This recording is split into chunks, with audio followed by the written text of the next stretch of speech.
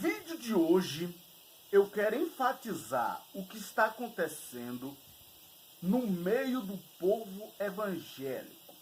Uma mensagem histórica, não só para os evangélicos, mas para todo o povo brasileiro. Estão querendo criar uma espécie de o quinto evangelho. O quinto evangelho é uma nova heresia dos tempos modernos. E precisamos acordar para a realidade, porque a própria palavra de Deus, a Bíblia Sagrada, ela já é enfática em dizer, porque no final dos tempos haveria de acontecer ventos de doutrinas. E nós estamos percebendo que está vindo, está entrando no Brasil totalmente a questão do quinto evangelho, que é o evangelho segundo o pensamento moderno. É o evangelho segundo aquilo que os homens acham. É o evangelho que tem que se adaptar ao pensamento do homem. É o evangelho que tem que concordar com as atitudes dos homens. É o evangelho que tem que dar as mãos à política. Que para a igreja crescer, ela depende da política. É um evangelho que, na realidade, Jesus fica em segundo plano e a idolatria a políticos fica em primeiro plano. Onde o homem deixa de adorar Jesus em primeiro lugar para idolatrar o homem em primeiro plano. Esse é o quinto evangelho.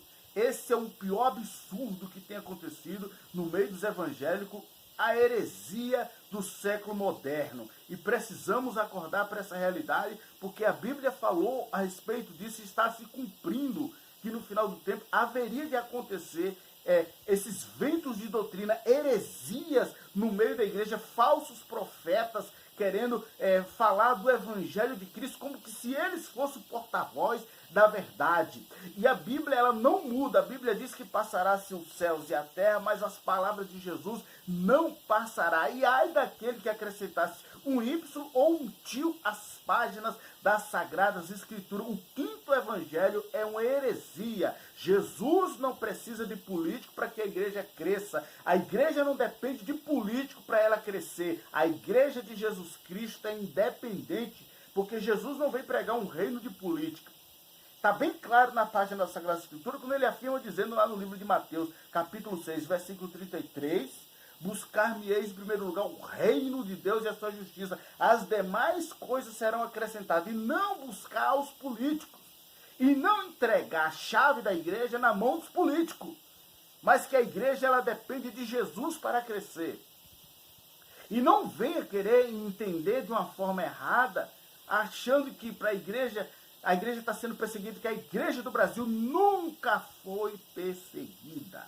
Perseguição é que os apóstolos judeus sofreram lá no primeiro século, quando lançavam os apóstolos e os evangélicos lá no Coliseu para ser comido pelos leões, onde os apóstolos foram trucidados, cortada a cabeça, desmembrados, massacrados no Coliseu para a diversão dos monarcas, dos ditadores romanos daquela época.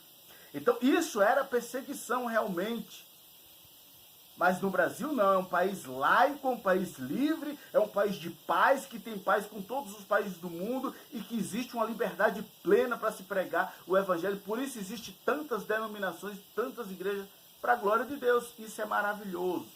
Isso não existe perseguição. Não queiram usar os evangélicos como massa de manobra, mudar o conceito do evangelho para favorecer políticos. A igreja é livre e é independente. O político que faça a sua parte, mas não tem o domínio sobre a igreja. O domínio da igreja é de Jesus e não dos políticos.